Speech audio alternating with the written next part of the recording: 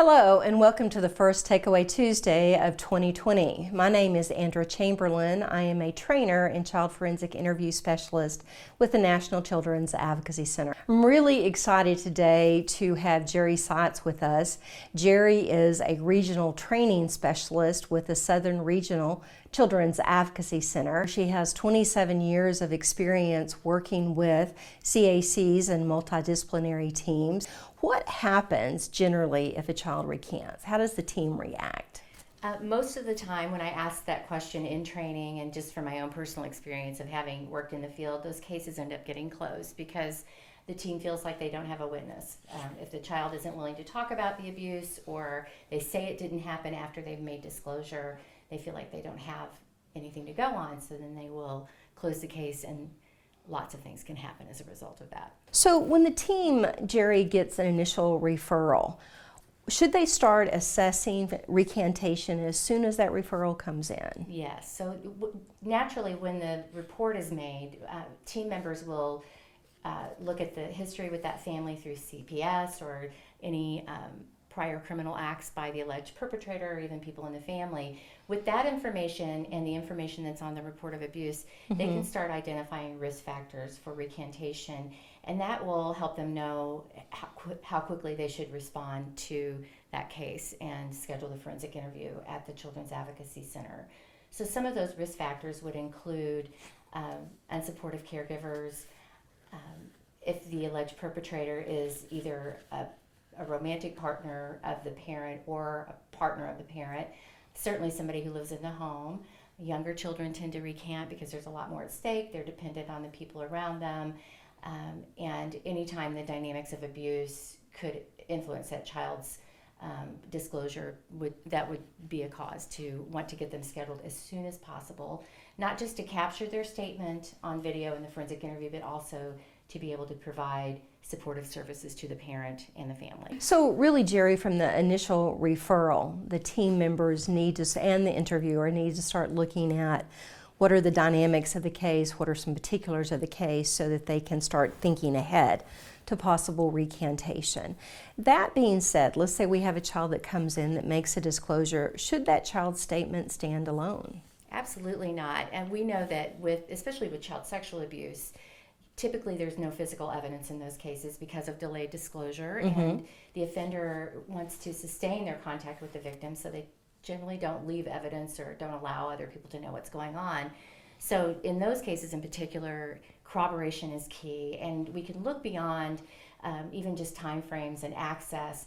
We can look at the child's emotions in the forensic interview, behaviors, idiosyncratic detail that they might exhibit, other factors that can help show that child as a credible historian and a credible witness. Well, if a child does come in and they have recanted a previous disclosure of abuse, and hopefully, again, the team is coming together as you suggested, what steps should the team take if we do now have a recantation on the table? Okay. Well, the statistics that you shared earlier, 23 to 27% of cases of recantation occur in cases that research were cases where there were confirmed allegations of child sexual abuse. So there was other external evidence indicating that it occurred. So we can anticipate that in most of our cases. But if a child recants, that means that they've actually said it didn't happen, right? And those are the statistics that are shown in those research studies.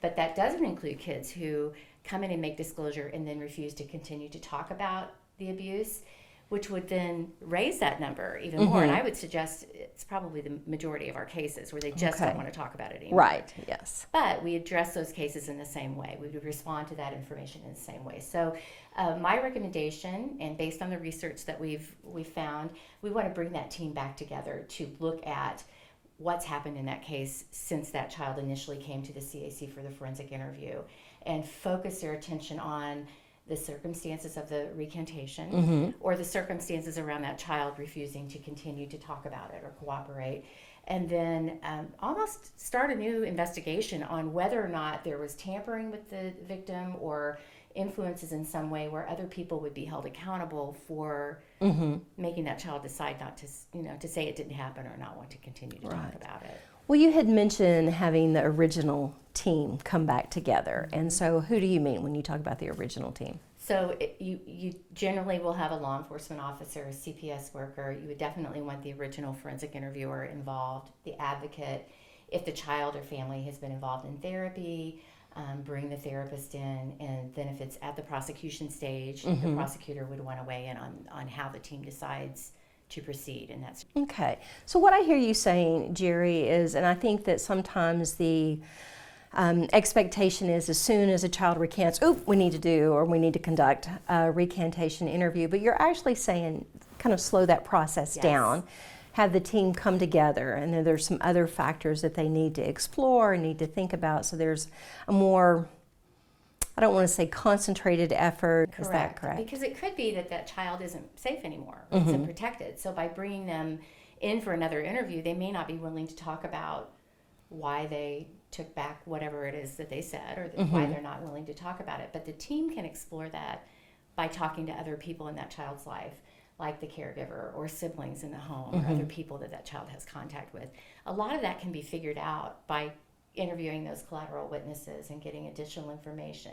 Then make the decision to interview the child a second time. This is going to be a two-part series, and in the second part, Jerry is going to be talking to us about what should actually happen in that recantation interview. If you'd like more information, please check out calio.org. Also look at the NCAC Virtual Training Center for different webinars and seminars that have been recorded with experts in the field. And as always, if you have any questions or comments, please email me at the link below. Thanks and have a great day.